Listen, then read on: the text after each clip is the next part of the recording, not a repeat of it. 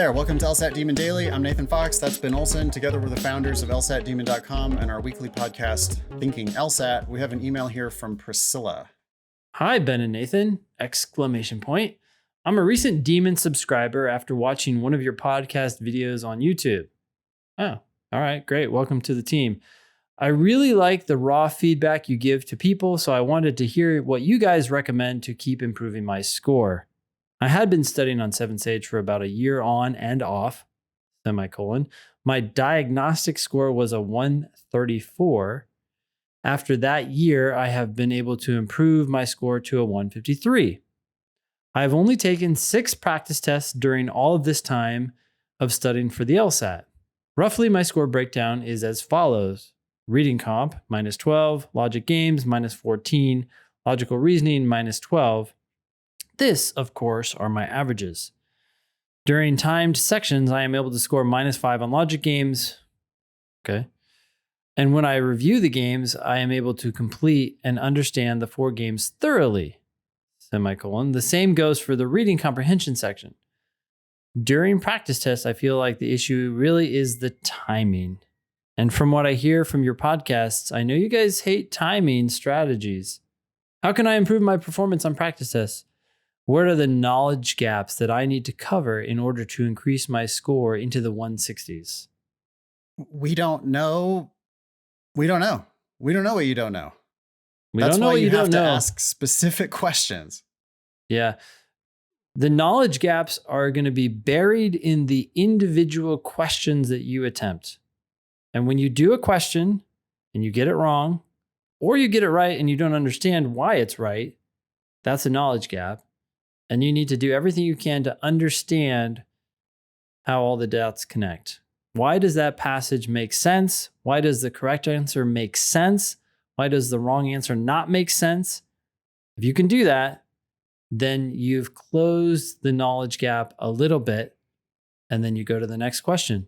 And if you keep doing that over and over and over again, you are going to make a lot of progress and close a lot of gaps. Yeah.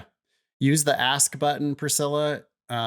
Always be, if you're not 100% sure about a question, you need to use that ask button and make sure that the team can help you get to full understanding. If you're a Demon Live subscriber, you got to come to class and ask questions in class, specifically, hey, this one gave me a hard time. Why am I not seeing it here? That's the question you've got to ask. Students always tend to ask questions that are at too high of a level. We need to get more granular with it and just ask detail specific questions about real LSAT, individual LSAT questions. I'm a bit confused here, Ben. Does it read to you that she's doing better on her timed sections, it seems like? Well, that's what it sounds like, right? During timed sections, I am able to score minus 5 on logic games, whereas during the tests, it appears to be minus 14. 14. It's a big difference. It seems like you're giving the test way too much respect or deference. But weirdly not doing it during the timed sections. Like, what are you doing during the timed sections? Do that on your practice tests. Like, I'll tell you, you know what? I know what she's doing. She's thinking about the whole thing in front of her. She's running a marathon from start to finish at the beginning of the marathon, as opposed to, I'm going to run the next 15 minutes. Then I'm going to run the next 15 minutes. Then I'm going to run the next 15 minutes. Not oh God, what, I have to run 26 miles? Well, geez, forget this. Check out.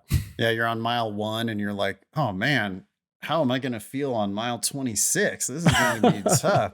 It's like, well, let's worry about mile 2. Yeah. That is bizarre that you're doing so well on a timed section, minus 5 on games, but then minus 14 when you do a timed section in the broader context of a full test. I mean, yeah, that makes no sense. So whatever you're doing on your practice sections, you need to try to take that into your practice tests. She's worrying about her score probably, like, oh, this is the determinant of my whole life and I have to do this and I want my family to be proud of me and all that. And it's like, yeah, but that's not helping you answer this question correctly. Yep. Refocus. come back to the question. Cool. Thank you, Priscilla, for writing in. Welcome to the Demon. I think we're going to help you a lot. You're doing the right things. I mean, asking questions is what it's all about. So keep asking questions, but just try to make them more granular if you can. Email daily at lsatdemon.com if you'd like to ask us a question or share some LSAT or law school admissions news. Thanks for listening.